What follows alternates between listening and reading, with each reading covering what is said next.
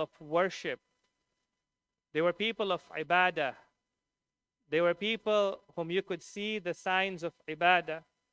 Allah says in the Quran, "Simahum fi wujuhihim min athar sujud." You can see the athar of sujud on their faces.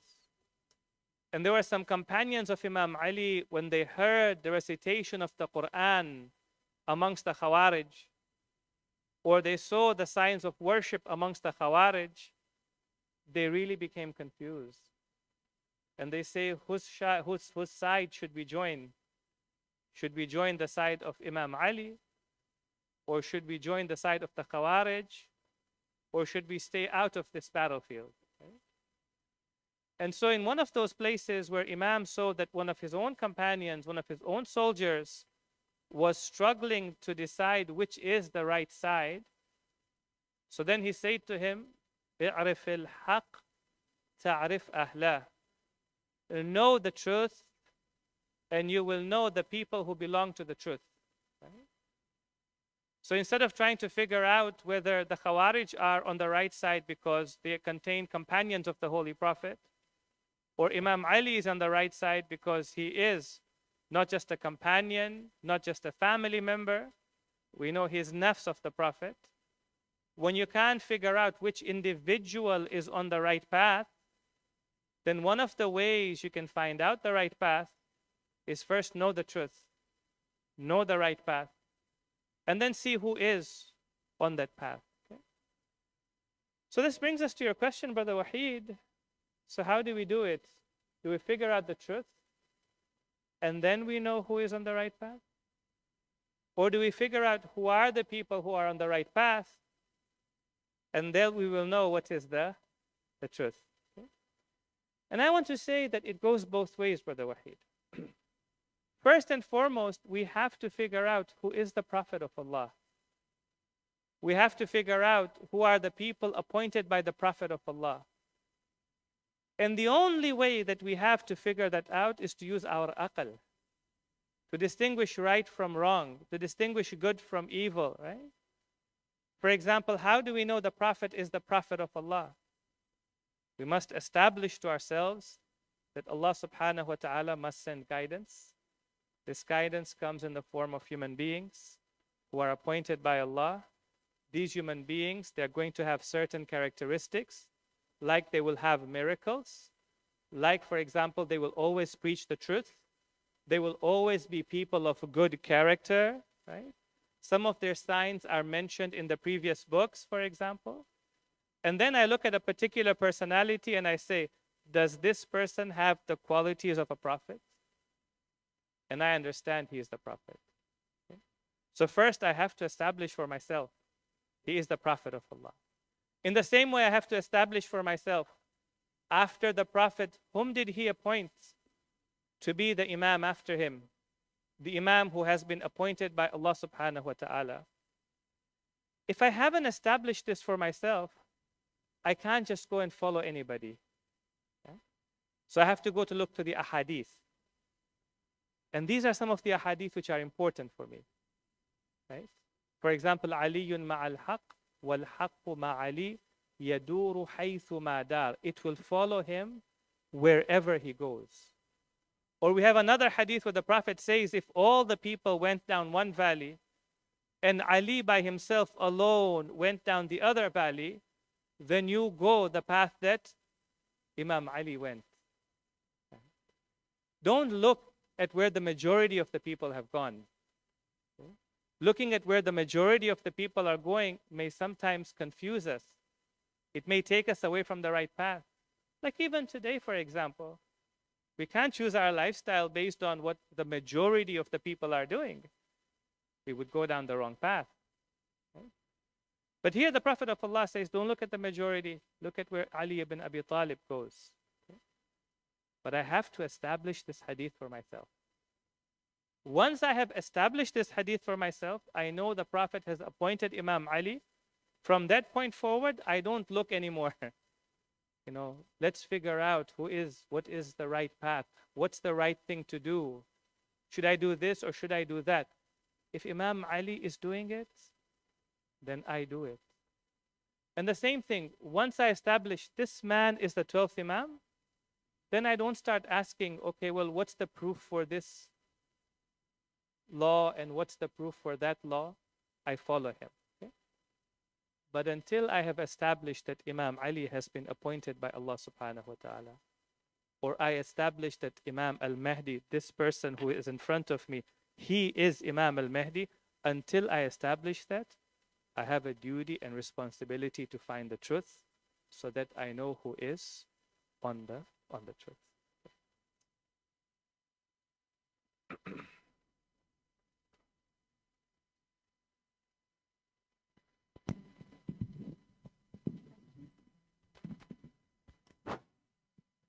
We have questions on ladies.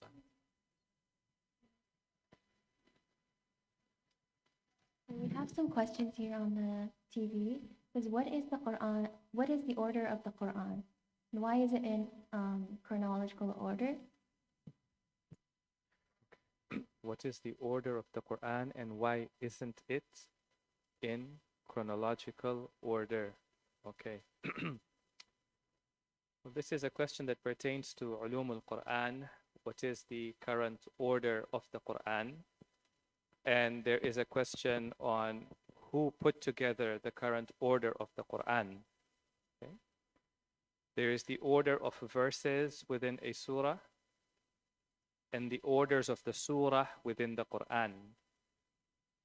And there is a discussion amongst the scholars of Quran on whether the order is something which is tawqifi or it is something which is ijtihadi. Tawqifi means it has been taught to us by the Prophet of Allah. Ijtihadi means it is open for the people after the Holy Prophet to look into it and decide upon the order of it. As far as the order of the verses goes within the surah, it is a consensus amongst the scholars that it is tawqifi. The Prophet of Allah has ordered the verses within a surah. So for example, يُسَبِّحُ لِلَّهِ مَا فِي السَّمَاوَاتِ وَمَا فِي الْأَرْضِ is the first verse of Surah Al-Jum'ah, right? And then towards the end, يَا أَيُّهَا الَّذِينَ آمَنُوا إِذَا نُودِيَ لِلصَّلَاةِ come towards the end. The Prophet of Allah has ordered it. Sometimes an entire surah would be revealed. The order came directly in the revelation itself. Sometimes you find that parts of a surah were revealed at different places and different times. And the Prophet of Allah would say, place this revelation in this part of Surah Al-Baqarah, or place this revelation in that part of Surah Al-Imran. So that order is an order by the Holy Prophet. The question is the order of the surahs. That's the question on the screen. This order of surahs in the Quran, was it done by the Holy Prophet? Was it done by the companions after the Holy Prophet? Or some of it was done by the Holy Prophet and some of it was done by people who came after the Holy Prophet? Amongst the Shia scholars, there are two views. One view is that even the order of the surahs is tawqifi, it is by the Prophet of Allah. Surah Al-Baqarah to be the second surah. Surah Ankabut, for example, 29th surah. Surah Yasin, 36th surah. This is all done by the Holy Prophet. And the second opinion, which is the opinion of Allama Tabatabai, he says that the general order was done by the Holy Prophet. The mutawwalat, the long surah, should come first. Right? The musabbihat should come a bit later. The smaller surah should come towards the end. However, in terms of which long surah should come first, Ali Imran and then Nisa and then Ma'idah, or Ma'idah before, then Nisa, he says that was done after the Holy Prophet. Okay? So that was the chronology and how the chronology has been laid out. The second question put up there is, why isn't the Quran in chronological order? Why isn't it in the order of revelation? Okay? And as you know, the Quran has two revelations. The first revelation is an instantaneous revelation. The entire Quran is revealed upon the Holy Prophet. The second revelation is a tadriji revelation. It's a gradual revelation of the Quran. It was revealed over a period of 23 years. One of the beautiful discussions in the Quranic sciences is, why did the Quran have a gradual revelation? Why was it revealed piece by piece over a period of 23 years? And there are a number of reasons given over there. Okay? I'm not going to go through all of these reasons right now. But one of the reasons that Sayyid Abul Qasim al-Khu'i mentions in his book, At-Tibyan, I believe, is a beautiful reason. You know, the teachers who are sitting in the class right now or sitting in the session right now, I think you'll appreciate this reason. The reason he says is the teachers know something about a teaching moment or a teachable moment. When the student has a question, or the student is going through some difficulty, or the student is struggling with something and they have a question in mind, that's the best time to talk to them about it. So the Muslims, over a period of 23 years, they went through different experiences. There was a Meccan experience, and there was a Medina experience. The Meccan experience was an experience of being persecuted, right? Of being a minority, of not even having a community. Right? And the Medina experience is where the Prophet of Allah is establishing the first Islamic community. There are different challenges they face. In Medina, they had to fight battles, right? The Battle of Badr, of Uhud. In the Battle of Badr, they win the battle. The Battle of Uhud, they lose the battle. In the Battle of Ahzab, all the armies have gathered against them. So they went through different challenges, different emotions. And those were the best times to reveal verses of the Quran to teach them principles of the Quran.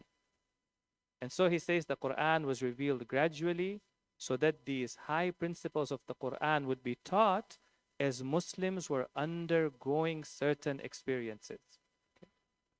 But just because now Muslims went through these experiences doesn't mean that this Quran as a chronology should also be what?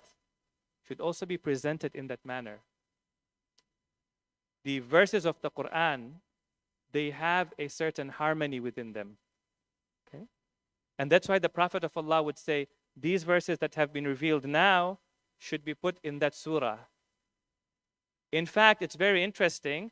There are certain books which are written called Maqasid of the surah. Allama Tabatabai was a strong believer. I know this is very difficult sometimes for us when you're reading one surah of the Quran to say, what is the beginning of this surah? And what is the end of this surah? And what is the purpose of this surah?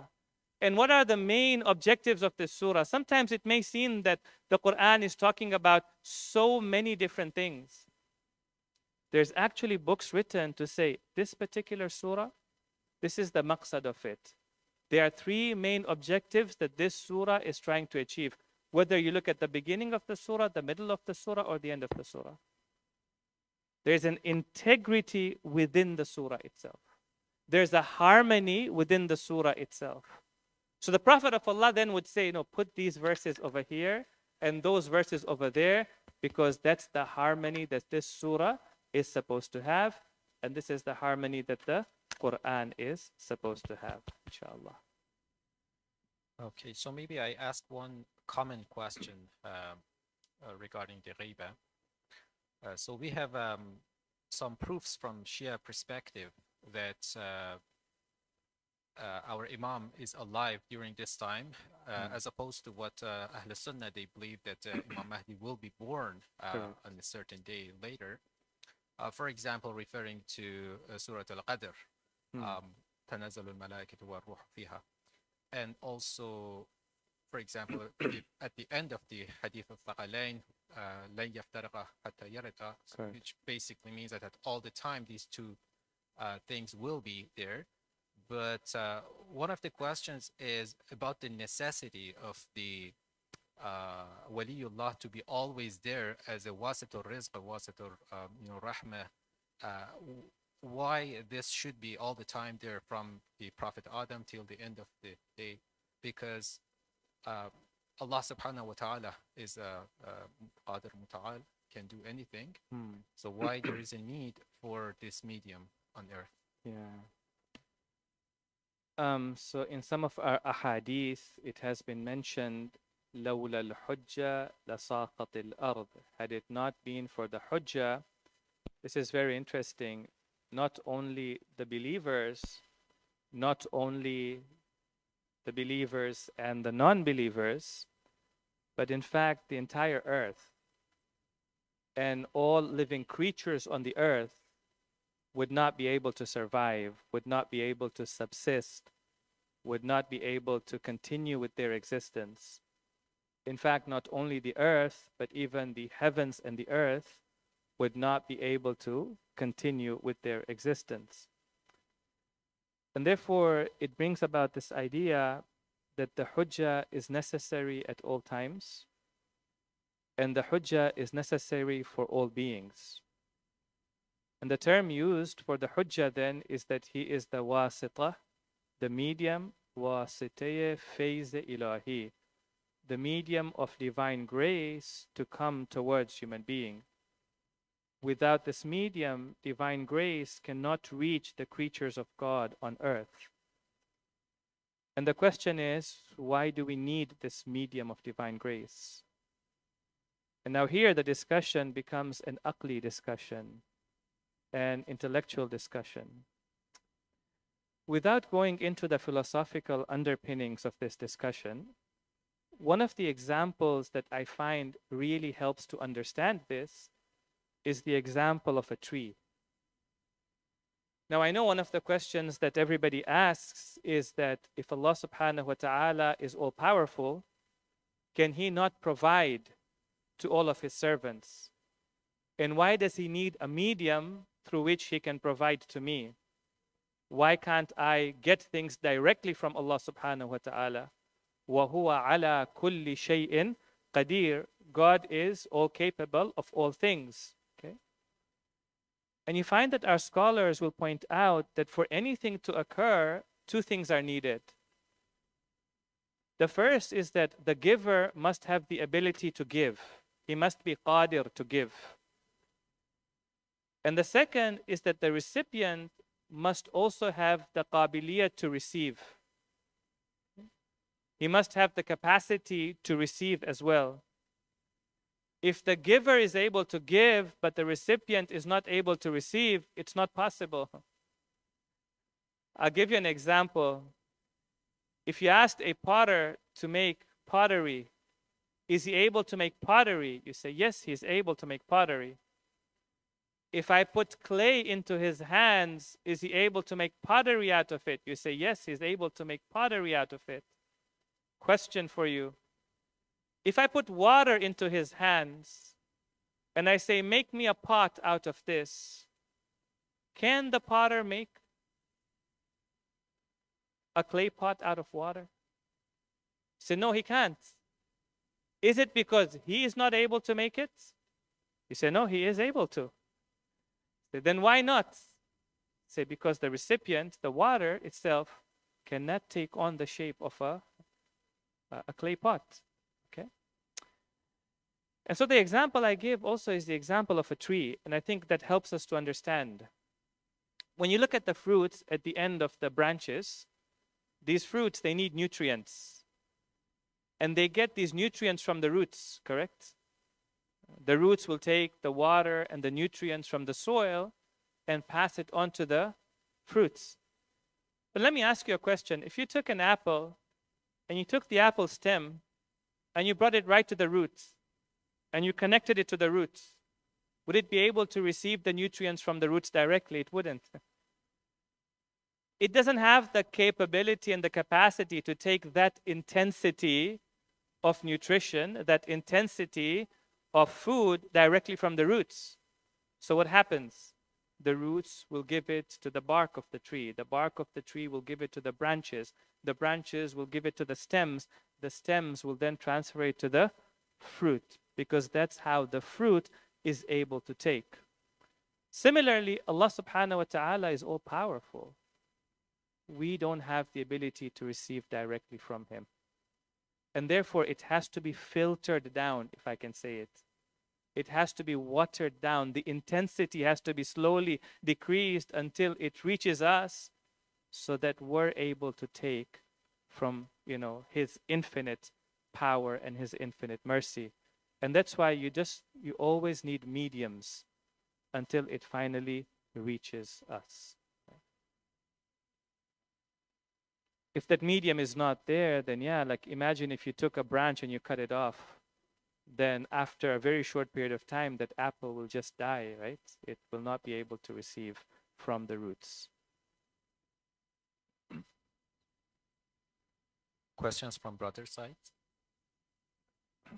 Switch there. Okay. No, we'll later go to the ones on the screen, but if there is anybody. So maybe sisters, and then go to the screen. There's a brother there who has a question.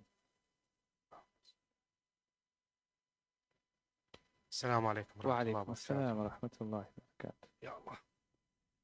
So in the beginning, I was going to ask a question about the Imam al-Hujjah sallallahu alayhi. But someone mentioned about the Quran order. Yes, yes. Then I have been doing some research Yes. about the state of the Quran that we have between our hands right now. Correct.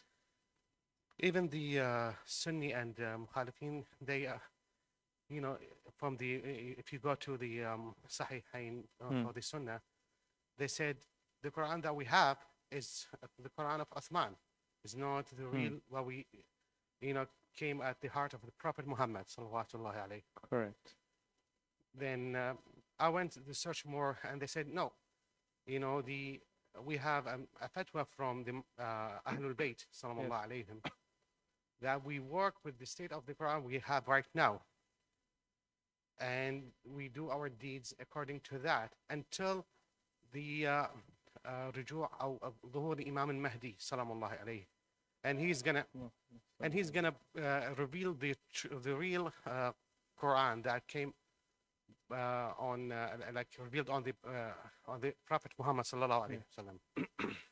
So now what we have is that this is most of the arguments happened recently between the followers of Shirazis and Qazwini's followers, right? And even with the Sahihain Muslim and Bukhari, and they call it Mus'haf or Quran of Uthman, and they said their stuff are missing and their stuff are added is not part of the Quran. So yeah. Okay. Bismillah ar-Rahman ar-Rahim. These discussions, by the way, that you have asked require a lot of time to explain. It's one of the topics that falls under Ulum Quran. And there are some very good books about Ulum Quran. One of them is At-Tibyan of Sayyid Abul Qasim Al-Khou'i. And I would highly recommend you to read that. It's been beautifully translated into English as well. One of the discussions under Ulum Quran is the discussion of tahrif of the Quran. Okay? And what we mean by tahrif of the Quran is a distortion of the Quran, in the sense that the question is, has something been added to the Quran? Has something been subtracted from the Quran? Has something been changed in the Quran? Okay? So for example, has a verse been added? Has a verse been subtracted or lost? Or has a verse been changed?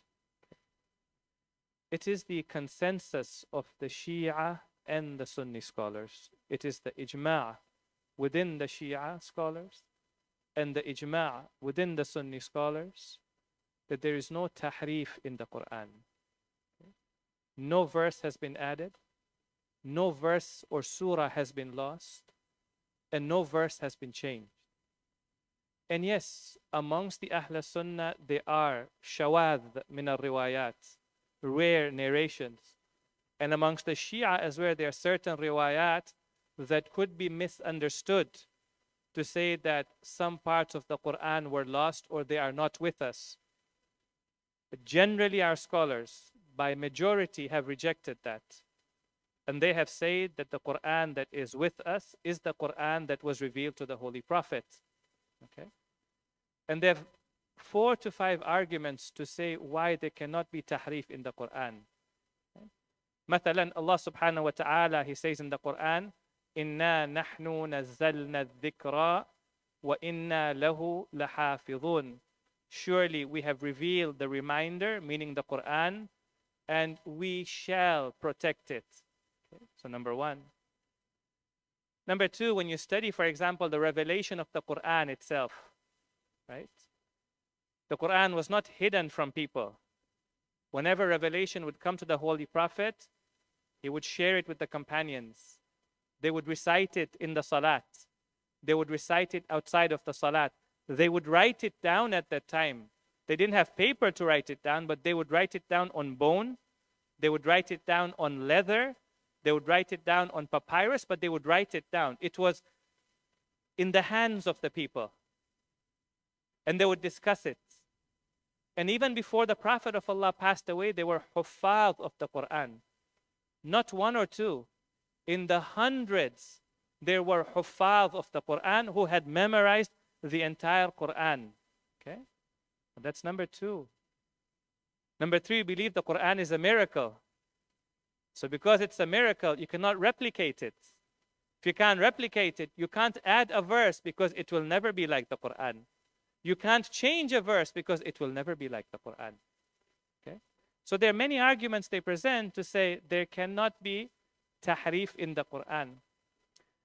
Now, the discussion is the compilation of the Quran and the compilation of the Mus'haf. These are 2 separate things. You know, the Mus'haf is the written copy. The Quran is the Quran. Sayyid Al-Khou'i is very insistent that the Quran was compiled in the time of the Holy Prophet. And the fact that this is what is the Quran, this belongs in this book, this kitab called the Quran, this was done during the time of the Holy Prophet. And then even after the Prophet passes away, people don't say, oh, the Prophet has passed away, let us compile the Quran. Only one person. And that was Amirul Mu'minin alayhi afdalus salati was salam. Allahumma salli ala. The first 6 months after the Prophet passed away, he stayed at home and he was compiling the Quran, but not just the Quran in written format, but he was also doing tafsir of it. He wrote footnotes, whether this ayah is a Makki or Madani. What was the sabab of nuzul for this ayah? What is the ta'wil, mathalan, of this ayah? He wrote that in his collection. And he presented it, and they rejected it. Okay? It's possible that even the chronology of the surahs, not the ayat, of the surahs was different in what he presented. Okay? Still, after that, nobody says, let us write a mushaf. And then there was a battle of Yamama, I believe. In that battle, many of the huffaz of the Quran were killed. And then they said, well, if so many huffaz are being killed, then how do we ensure that this is preserved and protected? It came to their minds. That's when they came together and put together one mushaf. They called it the mother, the And that was in the time of the first Khalif. By the way, what I'm sharing with you is mentioned both by Sunni and Shia, mufassirin of the Quran.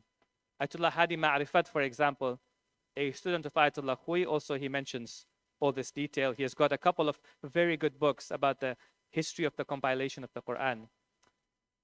And there was one copy only, and that was it. The second Khalif, one copy. Third Khalif, at his time, Uthman, he said this one copy, because people now started to develop different copies, and they have different chronologies. So he said, no, we will only have one chronology. And that one copy was made into 4 to 5 copies. It was sent to Mecca, to Medina, to Basra, and maybe Kufa or Sham, one of those. In any case, that's how it came, the Mus'haf, the one that we have right now, that's how the Mus'haf came about to be. I'll just mention a couple of quick points over here, and then inshallah we go to the next question. Is that at the time of Imam Ali, after they rejected his mushaf, and they made their own mushaf, and they brought it to Imam Ali, I believe it was Zubair who came to the Imam, and he informed the Imam that they have compiled a mushaf, and the Imam got knowledge of it, or Zubair told him about how this mushaf has been compiled, and there's hadith where the Imam said, then this is okay, then this is fine. Okay? It may not be in the same chronology that he had, but all of the verses and the chronology of the verses in the surah were acceptable to our Imam. So he okayed that. And even the Imams that came later on, they used the same mushaf that was available. It's possible when the 12th Imam comes, it is not that he will bring new verses that we didn't have. No. It is that he will explain those verses. And he will give us the ta'wil of those verses, and the inner meaning of those verses, and the real sabab of nuzul of those verses, because perhaps that mushaf that Imam Ali had prepared is in his hands. All right.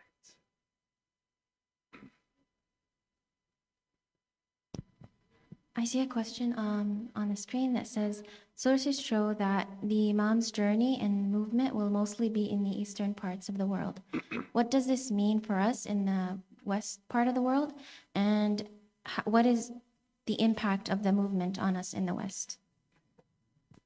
So yes, in the sources that we read, we see that the Imam's journey will begin in the eastern part. And Sheikh Ali Quraini, I believe is the last name, has done a lot of research in this area.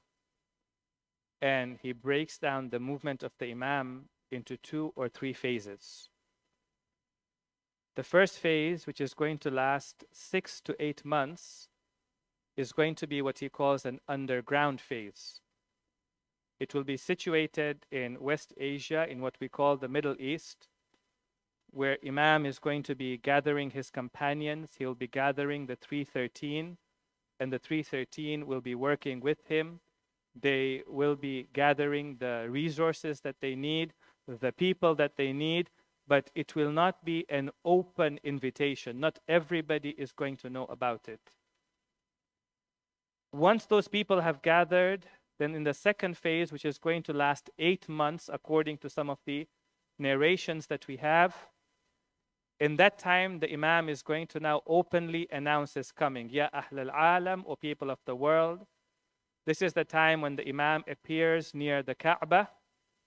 And in both the hadith of the Sunnah and the Shia, when the Mahdi comes, he's going to appear at the Kaaba. Right? I think many of us perhaps were not born yet back in 1979 or 1980, when a person along with some followers came to the Kaaba and he proclaimed himself to be the Mahdi, and they had shut down the whole area around the Kaaba. Masjid al-Haram was shut down for a number of days. And the army had to go in, or the army went in to bring him out, because this person was claiming to be the Mahdi, because he knew from the narrations that the Mahdi is going to appear at the Kaaba. In any case, this will be a time when the signs have appeared of the coming of the Imam, and the Imam appears at the Kaaba, and he announces himself as the Imam of the time. And during this period of time, 2 things will occur. One, the Imam will call people towards him to join him. And the second thing is that the people who are with the Imam will engage now in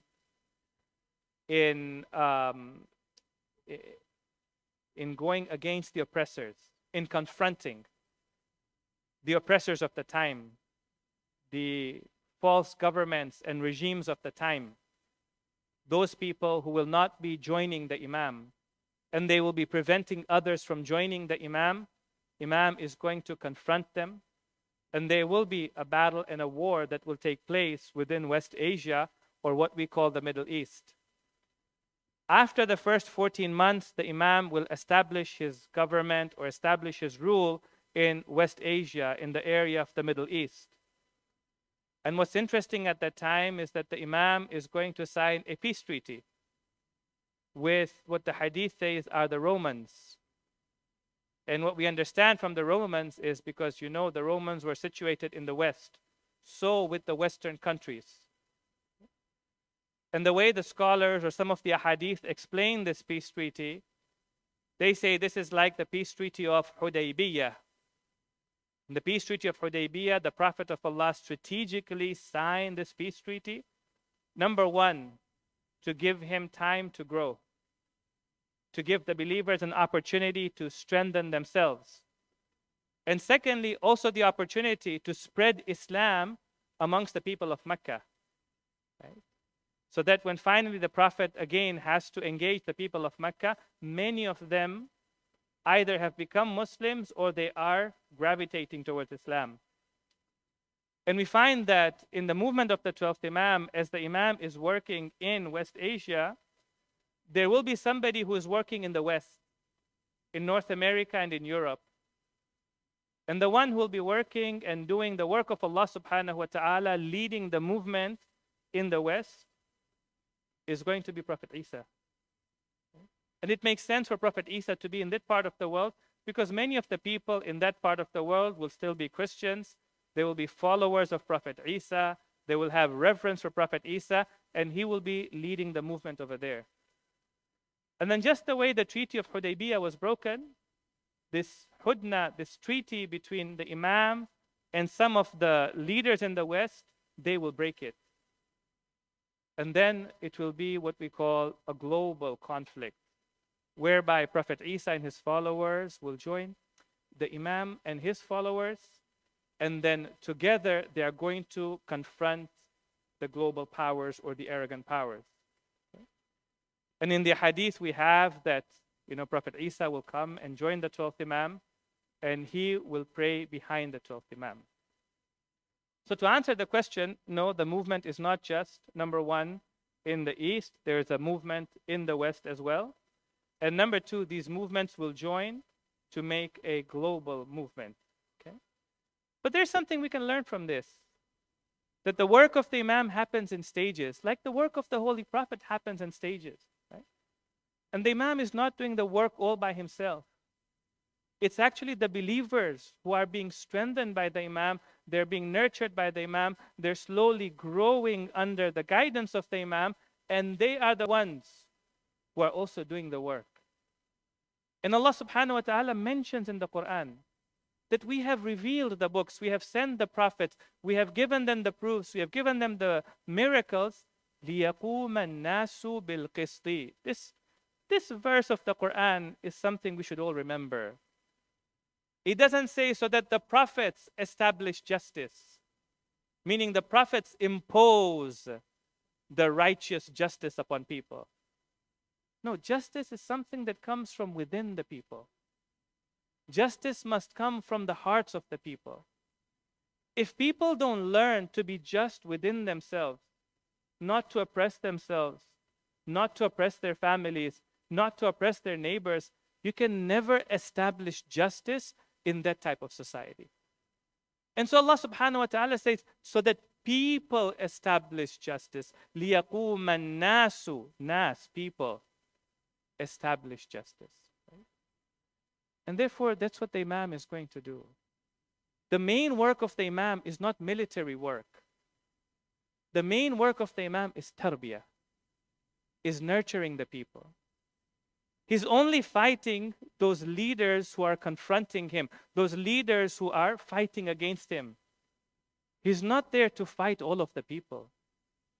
If the Prophet of Allah came rahmatul lil alameen, then even the Imam of our time is rahmatul lil alameen. If the Prophet of Allah did not want to curse the people and said, I have come to guide them, then even the Imam of our time hasn't come to curse the people, he's come to guide them. And so the main work that he does is ideological work, it's spiritual work, it's ethical work, it's bringing people to Tawheed, it is taking people away from materialism, taking people away from being egocentric, taking them towards Allah subhanahu wa ta'ala, because that is the only way Wars don't establish justice. They remove those who are against justice. But it's sound hearts, the hearts of the believers, that establish justice. And that's the main work of the Imam that he is going to be doing. في مشارق الأرض ومغاربها. Right? And what we learn from that is, I know that there's so much we want to achieve in this world. And there's so many wrongs that we want to right. We see injustice in so many different parts of the world. We see injustice in the lands in which we live. Right? What we learn from the work of the Imam is, first we have to start building ourselves. And we have to start strengthening ourselves. And we have to develop our akhlaq. And we have to turn away from materialism and a materialistic view of the world. We have to turn away from being egocentric. And then we have to establish our families. And then we have to establish our jama'ah, our communities. These have to be strong communities. And even when the Imam comes, he will need strong communities. He will need strong families. He will need strong individuals. Then we need to establish that. Until we do that, like if I don't become a strong individual, I will not be able to establish a strong family. If I don't establish strong families, I will not be able to establish strong communities. If we don't establish strong communities, we're never going to establish strong societies. If we don't establish strong societies, we're never going to establish a strong world. It goes in stages. The work of the Imam is in stages. Our work also has to be in stages as well, inshallah.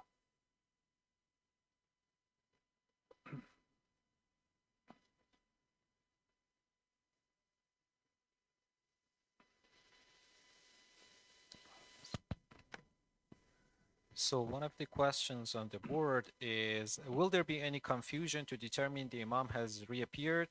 And will it be clear to recognize the Imam when he returns? So before the Imam reappears, there will obviously be confusion. And the reason we know there's going to be confusion is because we have signs for the reappearance of the 12th Imam. And when the scholars are asked, why do we need signs for the reappearance of the 12th Imam? They say, so that when he reappears, we know that it is him and nobody but him. This means that before the Imam comes, there will be many false people who will claim to be the Mahdi. We've had that in the past. We even have it today as well. In Iraq, in Iran, in other parts of the world today, there are people who claim to be the Mahdi. They will be there in the future as well. Now I want you to think about that. Why do we have so many false Mahdis? Why do we have so many false people claiming to be the Mahdi? It's because, number one, the idea of the Mahdi is a very powerful idea. And number two, it's an idea that touches each and every human being, not just the believers.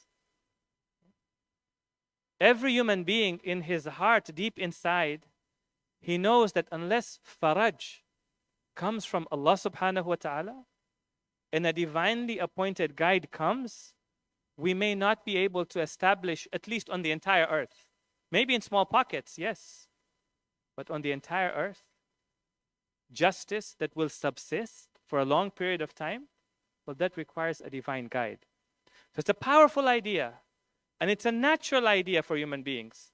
So many people will try to take advantage of it. Now, I and you have not seen the face of the Imam. And we don't know how to recognize the Imam when we see him. So how do we know when this person claims that he is the Imam, he is the Mahdi, that he is the Mahdi? Then the only way to know it is to know some of the signs before the coming of the Imam. And there are 5 signs which are known to be mahtum. Mahtum means they will certainly happen. There is no doubt about it. And there are many signs which are known to be mawquf. Mawquf means they may happen. There's a chance they may not happen.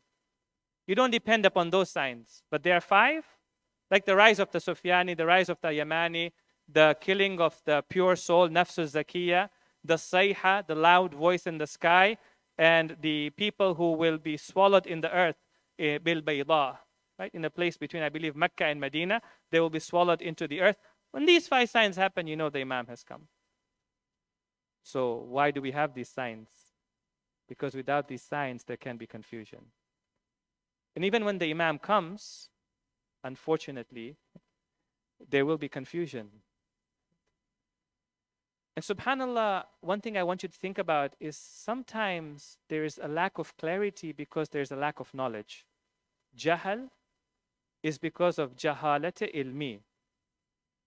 And sometimes jahal is not because of jahalati ilmi. It is because of jahalati amali. Right? It's a beautiful concept in the Quran that Prophet Yusuf, when Zulaykha makes an approach towards him, he says, Ma'ad Allah, I seek refuge in Allah, an akuna minal jahilin. I don't want to be amongst those who are jahil. Okay? It doesn't mean that I shouldn't have knowledge. It means that my heart should not know the truth anymore. Okay? And therefore, one thing is to know the signs of the coming of the Imam. We must know the signs of the coming of the Imam. Our mind needs to know the signs for the coming of the Imam. The second thing is for the heart to be prepared to accept the Imam. Let me ask you, didn't Umar ibn Sa'd know that the person in front of him is the Imam of the time? Wallahi, he knew. He knew that if I kill this person, there's Jahannam. And if I join him, there is Jannah. He had knowledge. Then why was he confused? He was confused because of hubb dunya, love of the world. The attachment to the world was so strong that it covered, it blinded him, it put a veil upon his heart, that he couldn't act upon the knowledge that he had. Preparing for the coming of the Imam is not just knowing about the signs of the coming of the Imam. That's important. Preparing for the coming of the Imam means preparing the heart for the coming of the Imam. Lose the materialism. Lose the egocentricness.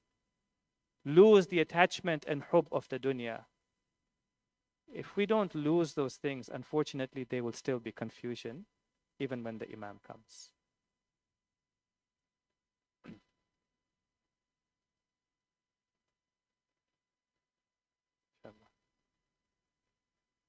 I think, yeah, as we are going to the end of the program, maybe there's just one more question if we can ask, and then inshallah, Sheikh will be here during the rest of the program. You can ask your question if there is any other question.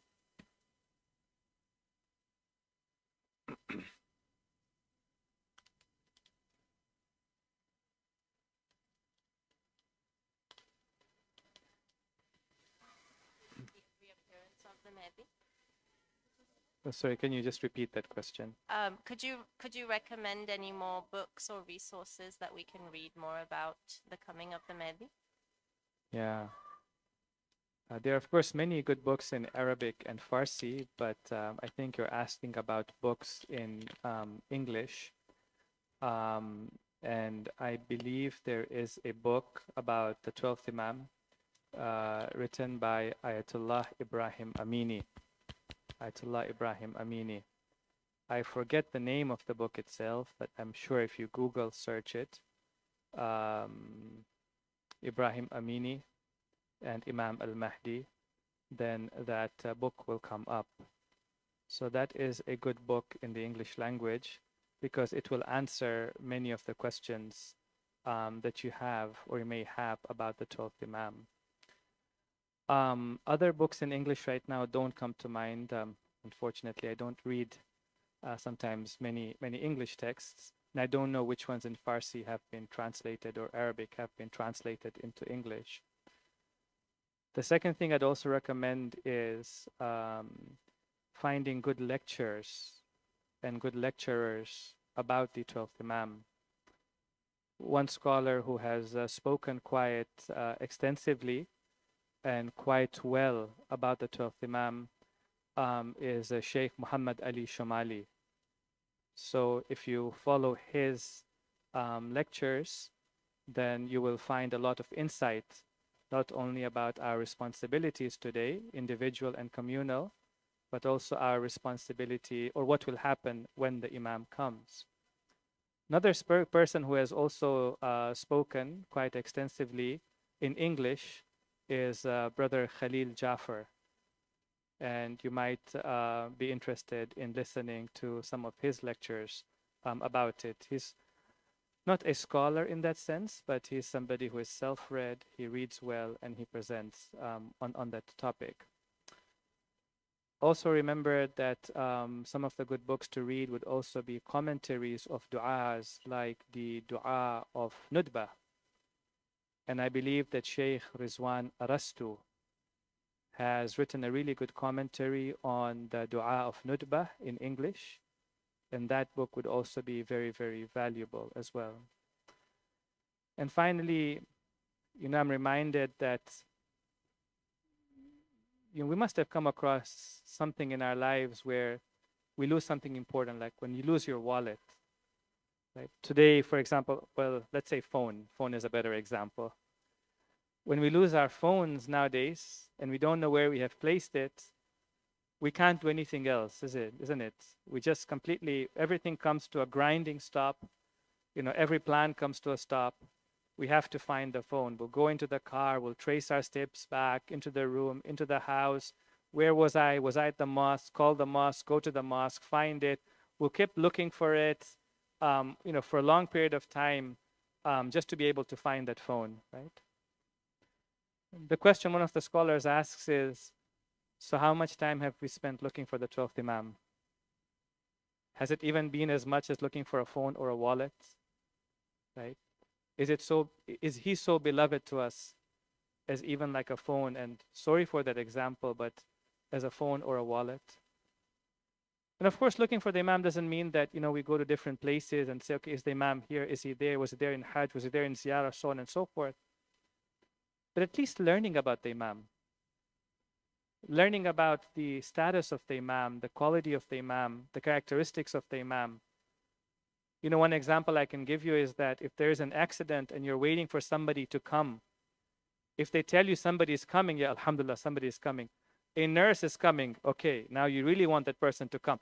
A doctor is coming, well, I'm really hopeful, like your anticipation grows, doesn't it?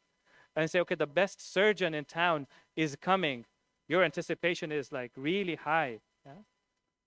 If we really knew who the Imam is, and that he is the one who is going to establish and fill the earth with justice and peace.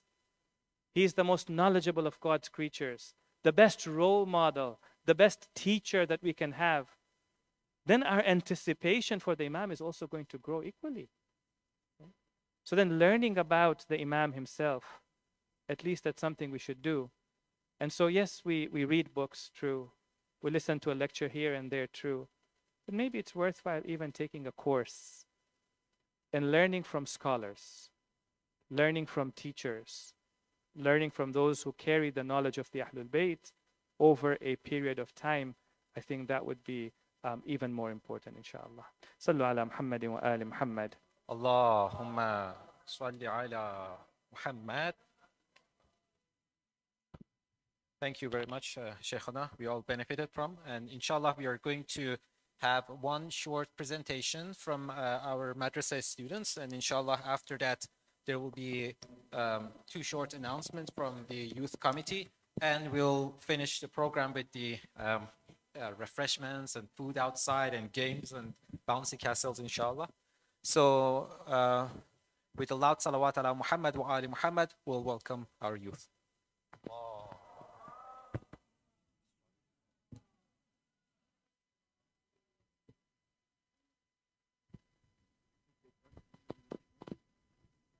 No, it's okay. It's okay.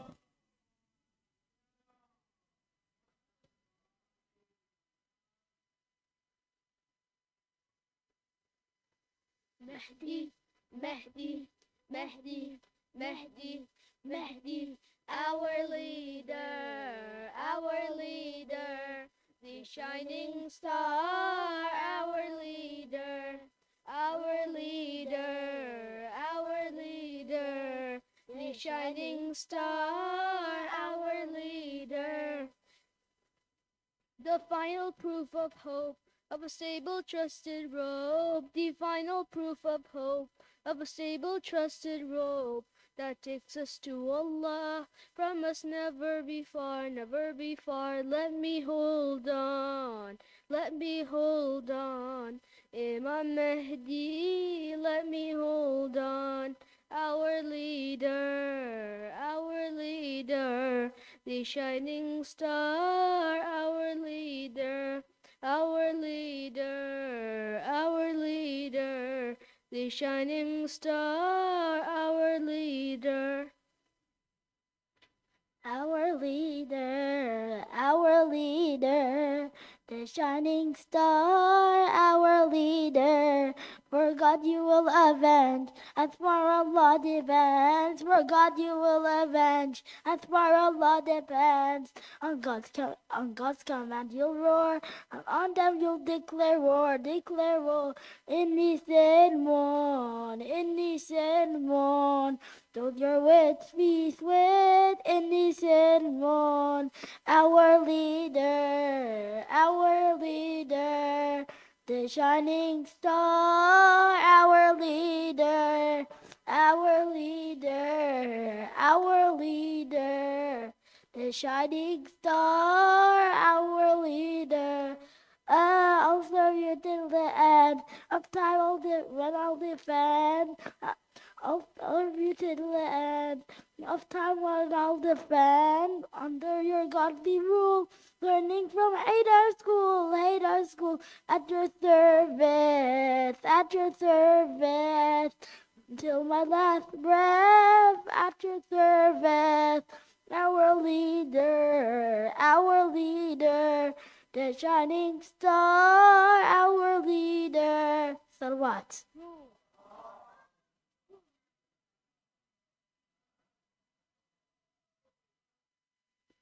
Inshallah, we are going to have an announcement from the youth committee. First, we have an announcement from ladies' side.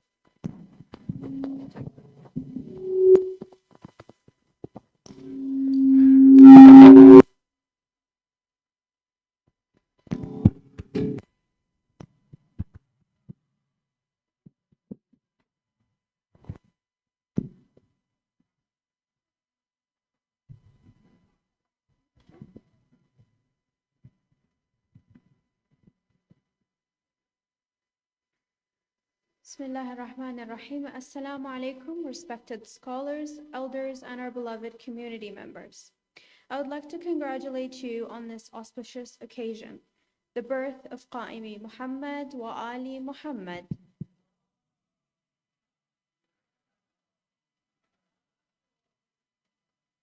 I first would like to start by thanking Allah, Alhamdulillah, for having such a community and a place to celebrate these blessed days and remember Allah all together with our beloved, with our